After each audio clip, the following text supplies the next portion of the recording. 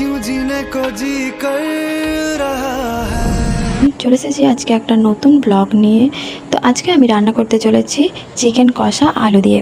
প্রথমে আমি কেটে রাখা আলুগুলো একটু লাল করে ভেজে নেব।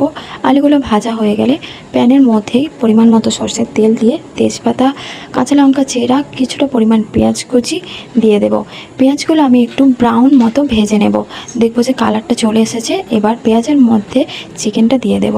এবার হলুদ গুঁড়ো, লঙ্কা গুঁড়ো, ধনে গুঁড়ো, বিরিয়ানির মশলা, গরম মশলা গুঁড়ো, আদা রসুন বাটা দিয়ে ভালো করে নাড়াচাড়া করে একটু কষে নেব। সামান্য নুন ও জল দিয়ে ভালো করে কষিয়ে নেব। মশলা থেকে তেলটা ছেড়ে দিলে এবার এর মধ্যে কিছু টমেটো কুচিও দিয়ে দেব। এবার ভেজে রাখা আলুগুলো এর মধ্যে দিয়ে দিলাম।